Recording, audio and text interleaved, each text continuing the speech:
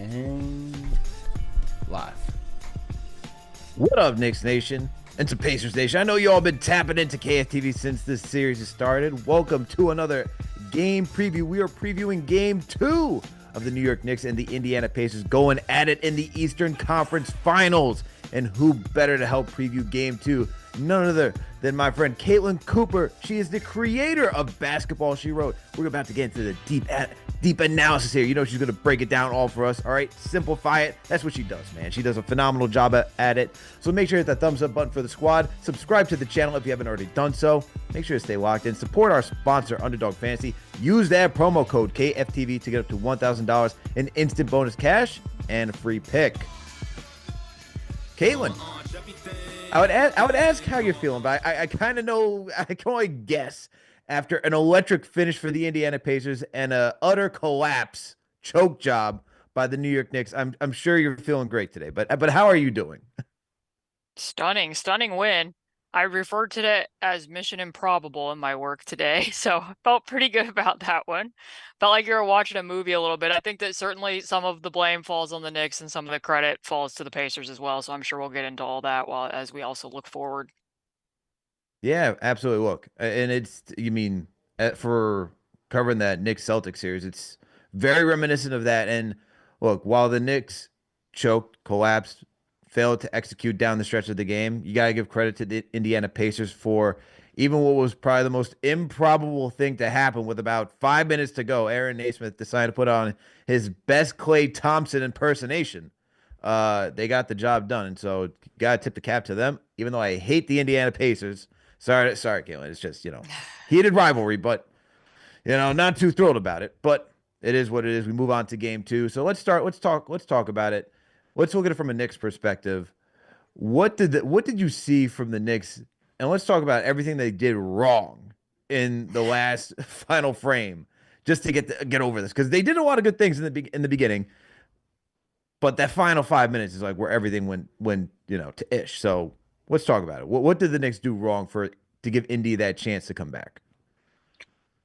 On a very surface level, I think they started to play not to lose more than they were continuing to run through the tape to play to win that game. You could see that on some of the possessions that were stalling out a little bit, where I felt like they still could have been hitting the gas a little more. Aside of that, and aside of like cliches here, there was a lot of confused and ineffective pick and roll coverages down the stretch, in particular, especially with some of the stuff that Nesmith was doing.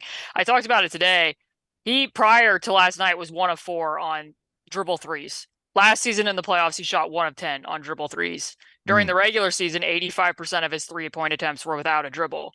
So I was kind of looking at it headed into the playoffs and wondering, like, would his 3-point percentages be able to hold? Because he did have a drop off last year when teams started running at him more and he saw more flyby closeouts, because he doesn't really have the ability to always recapture his rhythm with a 1 dribble 3. Last night, he's coming off of pin downs, throwing the ball ahead of himself along the 3-point arc, hitting some pull-ups off of pitch actions from Pascal Siakam, and I call it the switch pocket. That's something that Tyrese used to hunt a lot in his ability to hit the pull-up 3. It's that little bit of space when one defender's trading the next defender off to the other. The switch pocket was massive for the New York Knicks on some of those shots, where the defender receiving Nesmith needed to be much higher up at the level of the screen.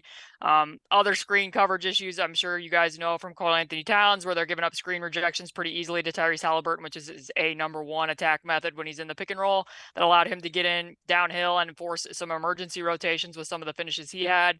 And then, when they went away from Karl-Anthony Towns and started playing Mitchell Robinson solely at the 5, the Pacers adapted to that with some of the other lineups that they used, playing the guards in the middle of the floor, spacing their bigs to the corners, which put him in some tough spots at well. He even had some coverage breakdowns similar to what Cat did, including on the final sideline out of bounds play. So I think that was part of it. And then just Jalen Brunson, obviously a spectacular game for him through most of the game.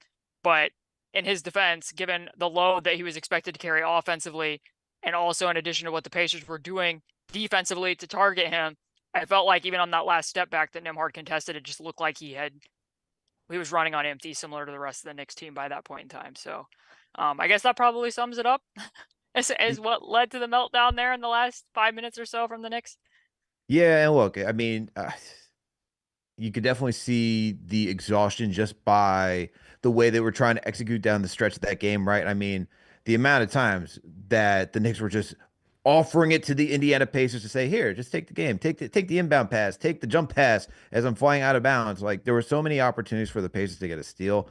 Obviously, what we saw was just Aaron Naismith, as I said, just go nuclear from downtown. And I think the biggest thing for me is the coverage on three, where just seeing Cat and drop coverage in the final stretch of that game just didn't make any sense. Halliburton's knocking down threes. You have Aaron Naismith, who is now shooting 54% from downtown. I know it just took a massive leap after, quite a excellent fourth quarter performance from him, but this is a guy that you had to be worried about entering this game. And just the Pacers in general. I mean, this is a high octane offense. They're able to knock down threes at a good clip. And so I was just a little disappointed that what we were doing against Boston, we did not translate to the Indiana Pacers, which is do a little bit more switching, make sure that no one's like dropping too far back in coverage, and just playing at the level. And that was to me like one of the biggest head scratchers in yesterday's game. I don't know. Is that something that you took away? I mean, as well. There were some occasions where they were attempting to switch. It's just that the switch wasn't up at the level to receive it. It had to be watertight. And, the Celtics, which I pointed out, one of the reasons I felt optimal about this for the Pacers headed into it is in game five, the one game that they ended up winning when Tatum was out, the way that the Celtics attacked the Knicks switching was reminiscent of the way that the Pacers already readily play. So, there's a lot of stack actions, a lot of ghost actions to open up double gaps, a lot of ghost actions to create hesitations. The Knicks, for all the many things that they do well and finish third in the East doing, they weren't a team that readily switched during the regular season. That isn't something that Tom Thibodeau had them doing. So when you get into the playoff situation and now you're coming at a team who's connecting one action to the next action very readily, all with momentum, that's tougher to switch than just a stagnant isolation that's leading to, a 16-foot shot from Jason Tatum or a 16-foot shot from Jaylen Brown where OG Anunoby and Mikal Bridges can really load up in the gaps. So it's a lot more to account for. The Pacers, number one team in passes per 100 possessions. They're rapidly moving the ball. You could see that late in the same, like I said, they put Mitchell Robinson out there. The Pacers deliberately put him in the ball side corner. They ran 3 guard actions between Nesmith, Nembhard, and Halliburton hunting Jalen Brunson. And as soon as they got past Jalen Brunson, they're drawing the next defender, and it's an extra pass, another extra pass, drawing an indirect closeout. Mitchell Robinson coming off the corner, and now Obi Toppin's getting a putback dunk. It's just a lot more to account for. So even if they had gone to full out switching 1 through 5, I still think there would have been some of those types of issues, especially just from what I had seen in that one game against Boston. Although it did improve for the Knicks in Game 6, obviously, with the commanding win that they got at home in Madison Square Garden. Now, I know you're not trying to give us the entire playbook and help Tom Thibodeau out over here, okay?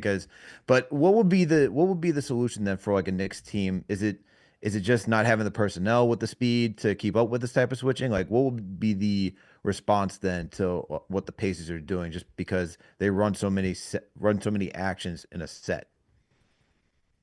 I think some of it's probably going to go back to lineup flexibility a little bit because I think, like with Tyrese in particular, we'll see what Tom Thibodeau is willing to do as the series goes on. He made adjustments last year in the semifinals, so I expect that he'll, everything will be on the table.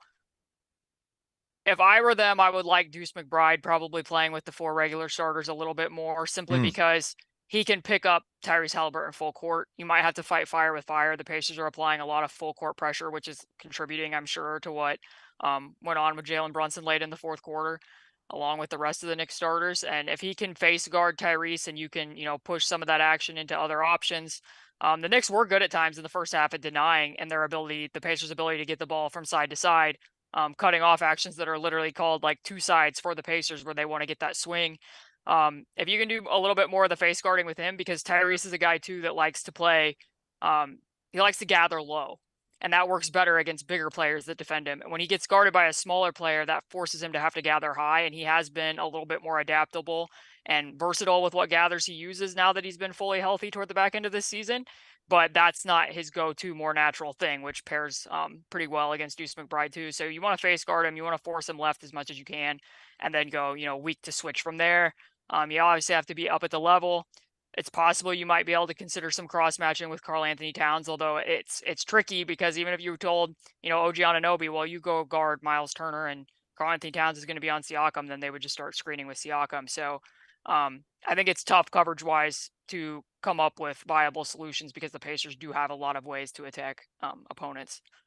Yeah, and I think I mean, I guess the next best defense is just to play offense, which was Yeah. working very well yesterday. We watched We both saw that Karl Anthony Towns and Jalen Brunson were just having their way with whatever the Pacers were throwing at them. And, I look at that these guys are still going to have good games just because didn't really have an answer for these guys as the game wore on. Of course, it just came down to tired legs, miscommunication, fatigue, all that stuff in the final minutes of the game. But I think for the Knicks, if they're going to have any chances to get what we just got out of yesterday, not necessarily expecting another 40-point performance from Brunson, another 30 plus point performance from Cat. Obviously, we need OG and McCall to step up too, but definitely the Knicks offense needs to be there. And I think that's like, even though everyone talked about how the Knicks built to compete with the Celtics, I felt like they brought all these guys together because it is to compete with the Pacers too offensively, since this was the team that knocked them out last year.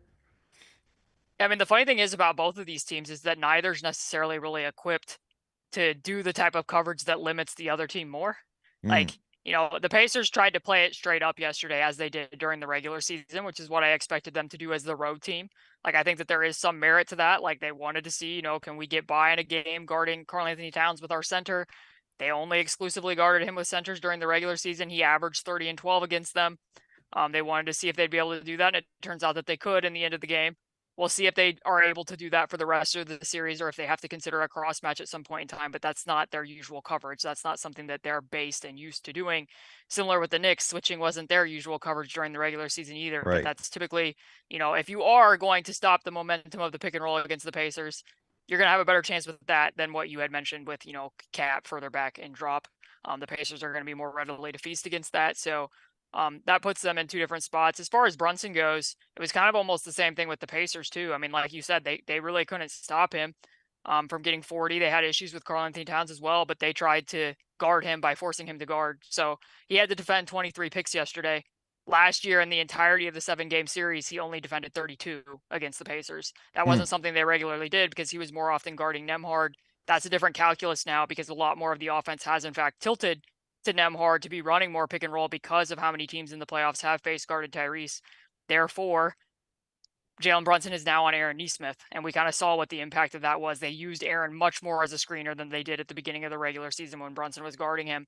So for the Pacers, there's a little bit more of a different type of an attack where they're not just calling one guy singularly up into the action. A lot of times for Brunson, unfortunately, it was like, we're going to pull him through a pin down into a handoff, and if that gets faked and denied, then we're going to automatically go into a ball screen action, and it's flowing from one to the next. So that's what they attempted to do. They obviously weren't as successful with their actual guarding of him at the other end of the floor, similarly to what was going on with the Knicks. So in some ways, I think that this series is going to be a lot of, fighting fire with fire, a lot of offense versus offense. That should be a lot of fun. That should definitely be a lot of fun. Fire with fire. Salute to Knicks Nation. Thank you all for tuning for another game preview. With me on the other side is my friend Caitlin Cooper. She covers the Indiana Pacers for basketball. She wrote, she does a phenomenal job. Make sure to give her a follow. Make sure to hit that thumbs up button for the squad. Subscribe to the channel if you haven't already done so. Now, I know that it's going to be a lot of fighting fire with fire. Are you saying that there's just no answer for like what the Pacers are going to try to do to slow them down? So we should just expect these like high octane performances from Cat and Brunson. I mean, I don't think that there is going to be a such thing as a Brunson stopper or a Cat stopper on this roster. I don't think Hmm. that the Pacers have, the silver bullet answers as with regard to the Knicks' two principles. That being said, when I watched back the film, like for instance, the Pacers tried a lot of different options against Brunson. I think some of that was searching. I think some of it was also like we know he's too good. We don't want to feed him a steady diet of the exact same defender over and over and over again. However, I wouldn't go back to TJ McConnell on him again. His point of attack defense has seen a little bit of a drop off this season by comparison to last. I probably wouldn't look at Benedict Mathern again. It was a little bit too easy where Brunson was getting downhill out of stack out actions all the way with his left, whereas against Ben Shepherd, it was at least a few more step backs to his right. Obviously, Brunson's capable of making those shots, but if you're the Pacers and you have to live with one of them, I think you're a little bit more comfortable, hopefully, with the pullback rather than the shots right directly at the rim that he was getting against some of the other options. So I think they can toy around with that. They had a little bit of success when Mitchell Robinson wasn't on the floor, mixing in a few timely doubles against some bully drives, but that was just a couple possessions. They don't want to do that a lot, obviously. Going to be vulnerable glass, as we saw pretty readily there.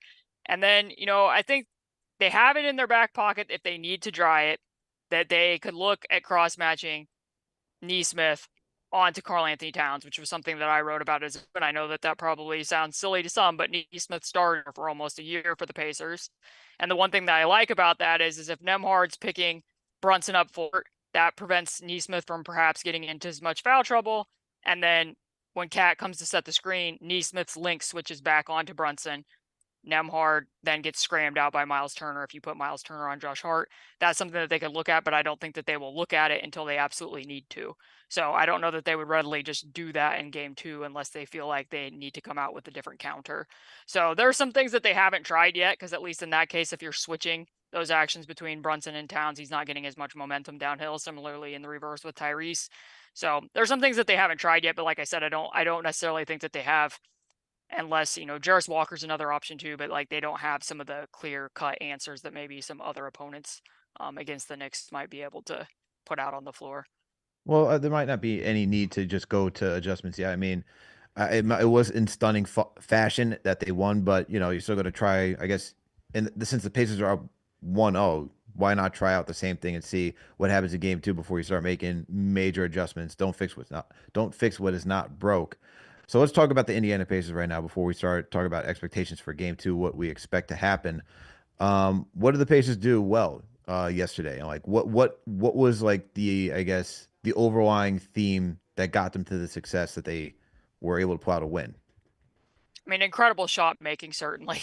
Stratospheric shot making, but also a lot of shape shifting. Like I said, they were very willing. That this team, more than anything, is very magnanimous in terms of their stars, that they're willing to get out of each other's way for whatever the best matchup is going to be at the time. Just because the plays for them doesn't mean the shot has to be for them. And you saw that on the last sideline out of bounds play where Obi Toppin got loose, slipping to the rim on that dunk. It was not good coverage by Josh Hart and Mitchell Robinson. Like that was another botched um, part of the slippage, that collapse, I guess we should say, that was going on for New York during that time.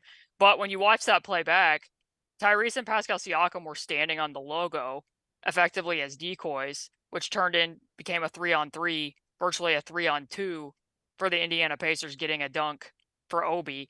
So at the point in time that that play happened, the Pacers were up 1 point with 20 seconds left in overtime. So to see their two stars be willing to do that and have the trust that their three role players would be able to pull that off because of how good Nembhard has been in pick and roll in this playoff run and how good of effective field goal percentage Nesmith has had as a shooter, it just makes them very hard to stop with the different forms that they can readily take on and how willing they are to trust the pass and to trust each other. So that was there. I also think their low turnover rate has been huge pretty much since their midseason turnaround, because they are a team that can give up offensive rebounds. The possession war is everything for them. The phrase that I like to say is the basketball is the most important part of basketball. So the fact that they got out of that game actually attempting more shots than the Knicks, when it felt like Mitchell Robinson was treating their entire bench lineup like bowling pins with the team rebounds that he was able to secure that led to baseline out of bounds plays, in addition to just the outright offensive rebounds that he was grabbing, was a pretty big win for them, I felt, as well. So especially with how much they're passing the ball, the Pacers turned the ball over this small of amount of time. So that, and then they just got a lot of heroics from a lot of different sources. Andrew Nembhard got a couple stops against Brunson. Rick Carlisle was great. I felt like he made tremendous adjustments over roughly the last 12 minutes when the Pacers outscored the Knicks 46-27. Like if that was a quarter of basketball, the Pacers almost scored 50 points, which again, like you could say like good adjustment, Rick. Aaron Nesmith went 6 of 6 from three, but the positions he was putting people in did put stress on the Knicks defense, and I thought he made some risky but lineup decisions that definitely paid off. Putting Ben Shepherd out there at the time that he did meant that Nesmith could go to the bench with 4 fouls, meant that Nembhard could go to the bench with 5 fouls, and that they could still be out there when they needed them in overtime, rather than potentially picking up those fouls then. So I thought that they made a lot of good adjustments at the time that they needed to, in addition to, making every three in sight was certainly helpful as well. I feel like risk taking is going to be the biggest thing in this series for both coaches. I mean, you talked about how Carl just put I'm sorry. He put out Ben Shepherd in those final minutes, right, to save the guys that he needed down the stretch. I feel like Tibbs is gonna have to be doing the same thing too. Not in the sense of like, saving the using, I guess, your bench players to the maximum. Although in yesterday's game he could have done that with McBride and Mitchell Robinson more, just because Brunson did get his fifth foul against TJ McConnell. He was out. You put McBride, Mitch in with OG, Bridges, and Cat, That and stretch it was went on. so bad That for the stretch was Pacers. It was so insane, bad. absolutely insane. I'm like, oh, This is we about to have this thing in the bag the way they're Yeah, performing. And I was like, we didn't need to put Brunson back in there. And I felt like we discussed this on post game. Like it was a little too early to put Brunson back in because then the Pacers see, oh, Brunson's back out there. He's got 5 fouls. He's not gonna be able to foul us. Let's challenge to see what yeah. he's willing to do, and let's see if we can get him to foul out. And so I feel like that's kind of you talk about Carlisle taking risks. Carlisle taking risks. That's where Tibbs should have taken a risk. But like, all right, this OG somehow decided to be, the next coming of Kawhi Leonard during the stretch, and then say, you know what? Let's rely on this. It's working right now. Instead, I get wanting to have your star player back out there, Brunson being one of the most clutch players this season, but sometimes you got to trust what's out there, and so I think he's got to take some risks too. But then getting back to the Pacers and what they were doing, like it's just so frustrating because you talk about all the multiple actions that go in there. It's like it's you talk about shape shifting, really is shape shifting. I think that's the most perfect word to use for it because it's like, all right, Halliburton drives, kicks it out. Next thing you know, it's just like it shifts the defense to one side, another side, and goes all over the place. And it's like watching the Blob. You know what I mean? That movie where you just see it's just like there's no real structure to it, and it's like how are you able to maintain that? And we already discussed a little bit, but like the Knicks, who are it's just a lot of quickness that's just to keep up with all those guys, it's just gonna be very tough. So I'm just curious how the Knicks are gonna be able to do that. I know you mentioned Deuce McBride, but I just feel like the Pacers are just gonna be continue just to like get downhill and do what they do best, and it's just gonna be a true scoring affair for both these teams. Yeah, I mean, the thing that when they kept with the same starting lineup there in overtime, a possession that stood out is the Knicks got the switch that they wanted. They ran a wedge roll and got Miles Turner on Jalen Brunson on the perimeter, Neesmith on Karl Anthony Towns in the post, and when Brunson threw it into Karl Anthony Towns in the post, Miles dropped down to double, and the entire defense loaded off of Josh Hart in the weak side corner. OG attempted to cut. Nemhard went with the cutter. Cat threw it to Josh Hart in the corner, and that's a missed three. Like, I know that there's been games where Josh Hart will make those shots, but the defense wasn't respecting it. They were flooding completely strong side, which to me, if I'm watching back that film, it would give me it would strengthen my position that, hey, maybe we can try a few possessions of a wing on Karl Anthony Towns in this series if we know we can load up and force him to make the longest pass, and we can probably recover with even somewhat of a short closeout against Josh Hart when he's out there. That's harder to do if it's Deuce McBride, in my opinion. Now, if you play Deuce McBride, that might shake some things loose for Pascal Siakam in ways that hasn't necessarily been out there when OG and Josh Hart are switching most of the stuff that involves Siakam, in the way that OG and Mikal Bridges are loading up in the gaps towards Siakam on a lot of his catches. But I still think that's probably the most logical adjustment that the Knicks could make mid-series that might impact the Pacers on both ends of the floor in terms of what they're able to do. Similar to, we'll see how long it is until the Pacers blink on who they're guarding with Karl Anthony Towns, or at the very least, if you're going to continue to guard him with centers, which I understand why they did it in game one and it paid off for them in the end, not that specific matchup, but in the sense that they won. Please close out to his right hand. Like, please. Like, I don't know why every time they were closing out on him as a shooter, it was just giving him a wide open drive to the right. That's been a frustration during the regular season as well. But I think that those are the two biggest things that both coaches have in their back pockets. It's just going to be a matter of which one's willing to actually do it, which, I mean, the Pacers used to use that type of coverage. They went away from it for several reasons. Tom Thibodeau did go to that lineup last year in the semifinals, and it did affect some things for the Pacers in Game 5 last year. Um, we shall see. We shall see indeed. Salute to Knicks Station. Thank you all for tuning for another game preview. We were previewing game two of the New York Knicks facing off against the Indiana Pacers in the Eastern Conference Finals. With me on the other side is Caitlin Cooper. She covers the Indiana Pacers for basketball. She wrote. Make sure to give it a follow. Make sure to subscribe to her newsletter. Make sure to check out her pod. She does a phenomenal job breaking down the game. Come on, man. We got to make sure that we get all angles of what everyone's thinking about this series. There's only 4 teams left. Come on. I know you all love basketball. Make sure to hit that thumbs up button for the squad. Subscribe to the channel if you haven't already done so. Make sure to support our sponsor, Underdog Fantasy. Use that promo code KFTV to get up to $1,000 in instant bonus cash and a free pick. People, let me tell you why I like Underdog Fantasy. I didn't win yesterday. All right, Caitlin, I did not win yesterday. But I like to think I know a little bit more than what Underdog is telling me. So when I log into the app, I'm seeing these numbers. I'm seeing like what they want to do. I think I know a little bit more. So when I go create a ticket, all I got to do is just choose anywhere between 2 to 8 players, and I can mix and match across all leagues. So it could be baseball, NBA, it could be hockey. Can mix and match. That's the cool thing about it. But if you do want to stick to one sport, you got to choose at least 2 players from 2 different teams. Now, when you create your ticket, as I mentioned, you can choose anywhere between 2 to 8 players. The more players you choose, the bigger the reward could be. All you got to do is just choose higher or lower on any stat that they give you. So for tomorrow, they're probably going to give you, let's say they give Halliburton, right? Maybe it's 8.5 assists. Maybe it's Jalen Brunson for 25.5 points. I'd choose higher on both of those things. They're both going to hit. That's how I would go. So all you got to do is just make sure you choose higher or lower on any stat that they give you. And if you don't believe all your picks are going to hit, you can go the insured route. So that way, if you get 3 out of 4 right, maybe 4 out of 5, you still get some money in return. Now, the other part of underdog fantasy is that you could put on your GM cap and see if you could assemble the best team possible to either beat your friend or a bunch of randos. All you put down is a little lunch money if that's what you want to do. And it's a good time. It's a good time. See if you know who's going to perform on any given night. So that's why you should go support our sponsor, Underdog Fantasy. Use that promo code KFTV to get to $1,000 in instant bonus cash and a free pick. All right, let's get into the game 2 adjustments now, Caitlin. And starting off, I'm thinking that for the Knicks, just run with that double big lineup. I feel like that double big lineup causes a lot of problems. I don't see like I know you talked about wings can guard Karl Anthony Towns, and wings have been doing a great job this season. Shout out to Fred Katz, who wrote a phenomenal article for The Athletic. Since they played the Horns back in December, teams have recognized that if you put a wing that's capable of defending and being able to close out very well, he can make Cat think twice. Does he want to drive, shoot the three, slows down the offense for the Knicks. And next thing you know, you get them thinking twice, having to reset and do all those things since they're not like a team like the Pacers who will consistently run multiple actions to get somebody going. So I don't like, I know that Naismith is a good defender. Maybe Siakam, if he gets switched out onto Towns, he can close out on him, give him a little bit of reach.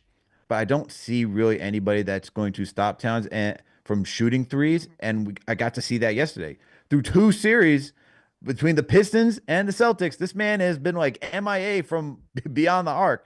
Yesterday, I was like, oh, thank God. We are now getting 3 pointers, which is the reason we brought this man in here. So that's why I would like to see partially the double big lineup. Also, Mitchell Robinson, much better defender than Cat. And as you already talked about, the man is just moving around everybody, grabbing offensive boards, getting second chance opportunities. I'd like to see more of that as an adjustment for this team because Mitch has only been playing around 20 minutes per game. I need that number to go up. I feel like he's going to be the most impactful player in this series, as he has been the last 2 series. No, I think that he was the third most concerning player whenever I did the preview.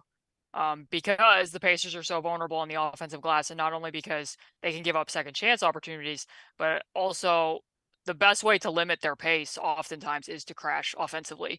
The Bucks did not do that at all because Doc Rivers, going back to his time when he coached a championship Celtics team, prefers to send everybody back unless somebody's in the paint. So like if you look at second spectrum's numbers, the Bucks ranked last in the possessions where they sent at least 2 players crashing on the offensive glass.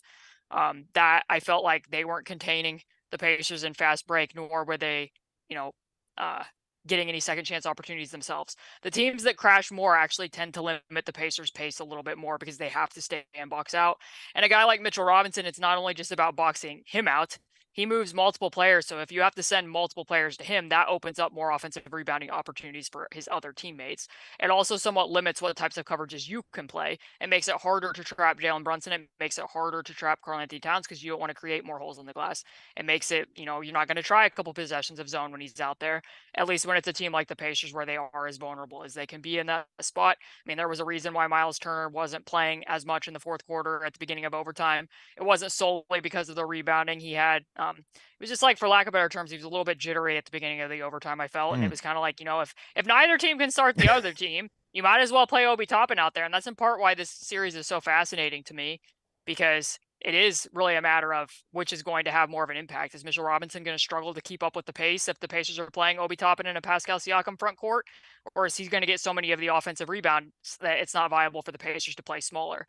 So far in the playoffs, the Pacers were very successful when the Bucks played double big. They were successful when the Cavs played double big, to the point where Jarrett Allen didn't finish the game in Game 5.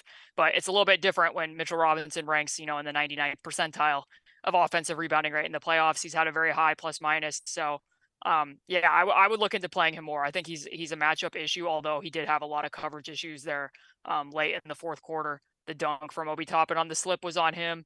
The putback dunk from Obi Toppin was on him. And then the Pacers were just like, you know what? If we're worried about having to get around you on a switch or dealing with you at the rim, we're just gonna move you out to the corner, which is ultimately what they ended up doing. But I like Mitchell Robinson's fit in this series, and I think that there is a place for them to play double big depending upon who's out there for the Pacers. For sure. And then when I look at the Pacers, like you mentioned, Obi Toppin, I mean, that's like, and we saw that as you already mentioned, like the equalizer to like if we're going to be using strength, let's use our speed. Let's use somebody that can, attack off the perimeter. Somebody who can knock down threes. He had even knocked down threes yesterday, to my I mean, recollection. crazy because the Knicks Yeah. bench outshot the Pacers bench.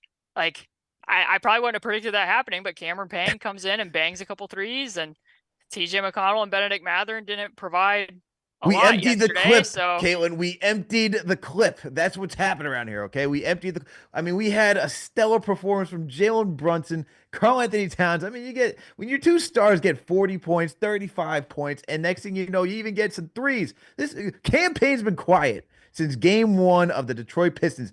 I've been asking for this guy to be sticking on the bench. Give me some DeLon Wright minutes. Gives you some threes. The next thing I know, I'm like, well, that's not enough. I don't expect him to be doing that again. Maybe he does. Maybe he shocks me. I'd still want DeLon Wright, just more defense out there. So, like you talk about Deuce McBride, like just give me some wingspan, man. Somebody that can just like not get the rock and be like, all right, guys, this is my time to shine. It's like, wait a minute. You got Mikal Bridges, you got Carl Anthony. Why is it you that becomes the number one option for the second unit? So I would like to see that change. But look, I think for the Pacers, like the bench, that's probably like for me, it's like how long will this Knicks team keep up with the Pacers bench? Just because you ran 10 deep yesterday. I mean, we could say that we put out 8 yesterday, but I mean, campaign like he didn't even get the double digits of minutes. I mean, it's really 7.5 that we're playing over here.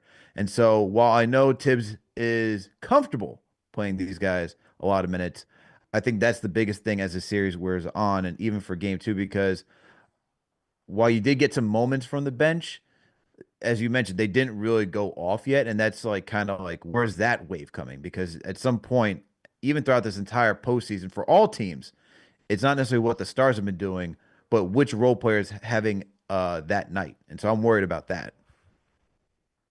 yeah, the Pacers bench didn't have a good night. I mean, TJ McConnell's kind of slowly. When he hits, he's very, very good because he, ranks among the very best of the best in drives per 100 possessions. He gets paint touches readily.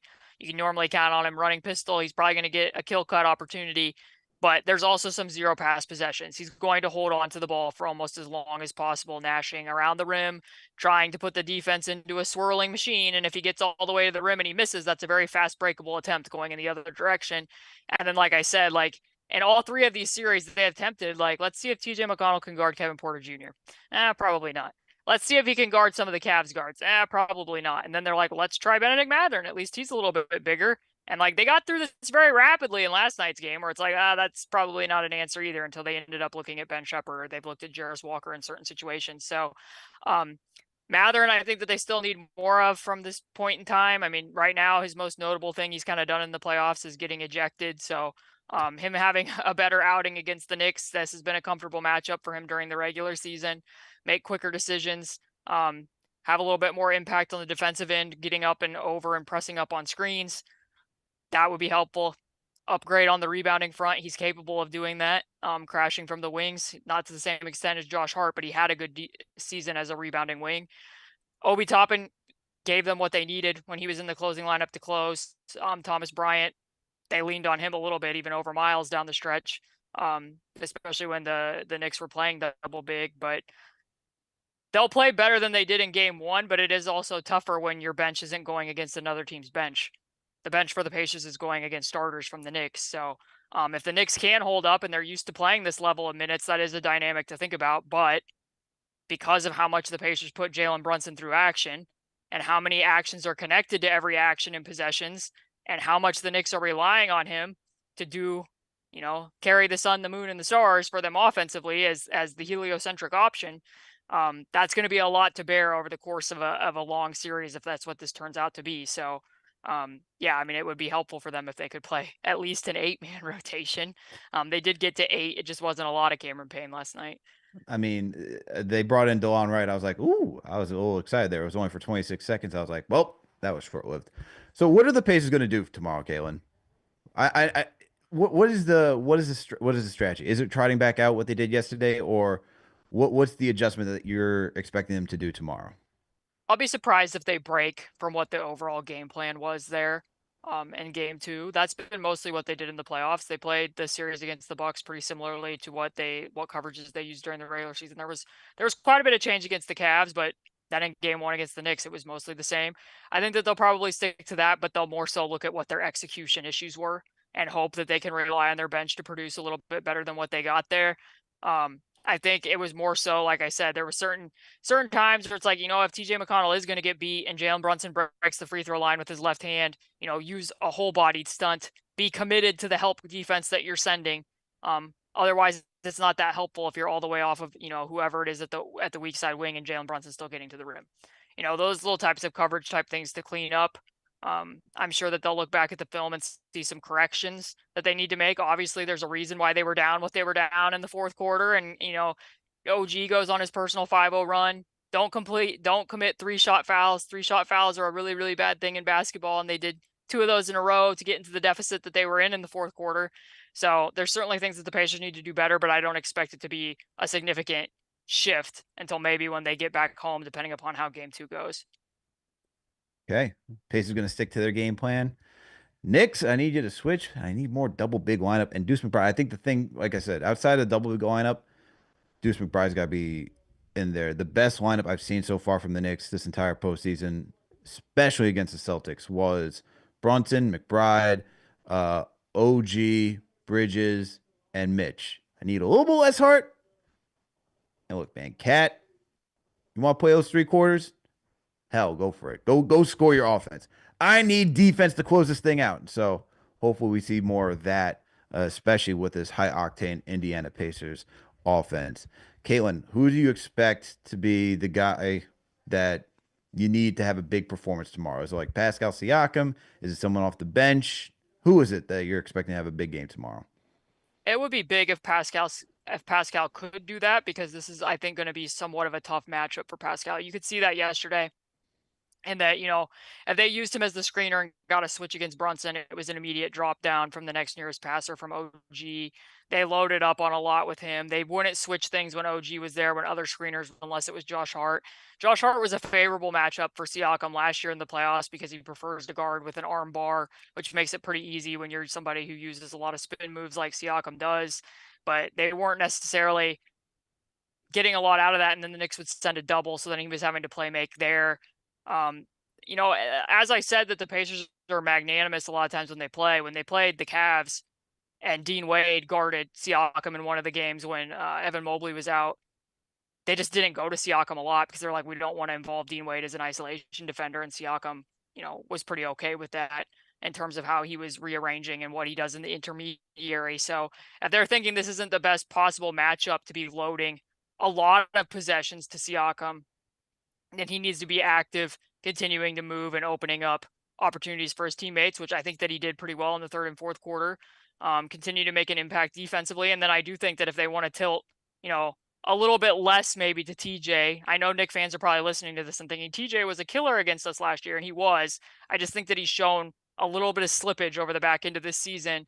Then in lineups, if he isn't out there, like what was going on down during the stretch when Rick Carlisle put Ben Shepherd in instead, then maybe he gets used a little bit as a bring up ball handler to open up opportunities like what we saw with some of like the massive switch pocket I was talking about when he was using handoffs to get Neesmith open. I think there's a few different ways that they could deploy him. Certainly he's their other max player, so it's pretty important that they're able to at some point in this series. So he would be a good person to look at in terms of what different things the Pacers try, because he didn't fully get going at any point in time in game one. Don't sell me short on TJ McConnell, okay? That man, look, he went 4-9 yesterday. He was getting to the free throw line a bit. He had his 4 boards, 2 assists. He came in 14 minutes. Was pretty productive.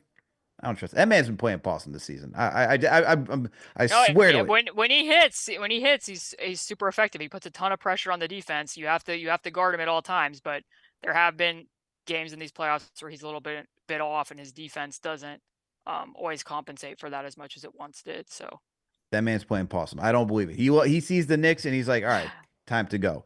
Now, I think for the Knicks, like I have Bridges as my X factor for this series just because I feel like for his archetype, the way that he can get to the mid range is just a good way to break what the Pacers do defensively. But for me in tomorrow's game, I need a better outing from OG. I didn't think OG had the crispiest defense yesterday, and then it was like outside of like that stretch in the fourth quarter when Brunson goes out, wasn't really as effective as a shooter either. So I'm going to need him to step up, knock down his threes, be that backdoor cutter that he can be. I know he was finishing through contact a little bit, but yesterday just finishing, what was it, six? Yeah, 6 of 15, 2 of 8 from downtown. And then obviously missing those free throws, those critical free throws.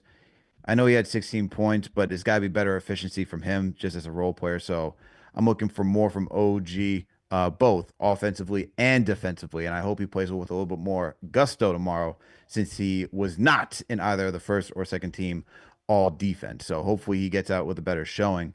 But Kalen, I appreciate you coming through and helping me preview this game. Please let the listeners know where they can find you if you got any work up and coming we should be on the lookout for. So my handle on X is at C2_Cooper. You go there, the link to my Patreon's patreon.com/basketball she wrote. I always do writing and breakdowns there throughout the regular season.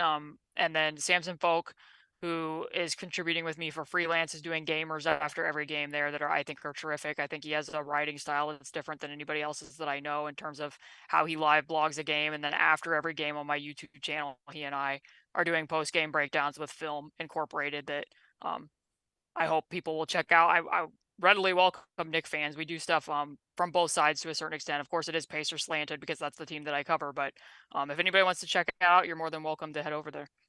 Make sure to give Caitlin that follow. Make sure to subscribe to what she's doing. She does phenomenal work. Come on, we got Ken Sniffy Jr. in here. Be like, Caitlin knows her stuff. How do you not know Caitlin Cooper, man? Come on, no, come on, man. But make sure to give Caitlin that follow. She knows what she's talking about. She does great research. I mean, come on. Even Rick Carl has given her credit, man. That's how you know she's already reached the pinnacle. I would not be surprised if I see you coaching before Becky Hammond, Caitlin, just to be honest with you. So shout out to Caitlin for doing phenomenal work. Shout out to you for coming through and always breaking it down and killing it. Make sure to hit that thumbs up button for the squad. Subscribe to the channel if you haven't already done so. All right. Make sure to support our sponsor, Underdog Fantasy. Use that promo code KFTV to get up to $1,000 in instant bonus cash and a free pick. People, let's also remember, we got the watch party tomorrow. Let's see. I'm pretty sure it's open at either 5:30 or 6 over at Slate. So make sure to go join the Orange and Blue Faithful. I'm not talking about the Mets. I'm talking about the Knicks. Make sure to get over there so that you can catch Game 2 of the New York Knicks facing the Indiana Pacers in the Eastern Conference Finals. This is big, people. The New York Knicks need to bounce back. Must-win game. So make sure to go support and be with your fellow members who root for the New York Knicks. And shout out to some of the franchise channel members in here. We got Timothy Danzo in here. We got the Shell. Shout out to you for being a mod. We got Christopher Blake. Shout out to you, Christopher Blake. We got D Cannon 93. Shout out to you as well. Who else we got in here? We got Zach in LA. Never misses a show. We got Afrik NY. Shout out to you. Nicholas Braxton. Shout out to you. And we got. Is that Kadim? Shout out to you for becoming a franchise channel member. Appreciate you for doing so. And we got Danos in here too. Shout out to Danos. What else we got? Shout out to all the mods too. Appreciate all of you for tapping in. And make sure to tap in tomorrow we got obviously play-by-play and post-game. So make sure to stay tapped in and locked in. Appreciate all of you for being here for another game preview. We'll catch you next time. We out.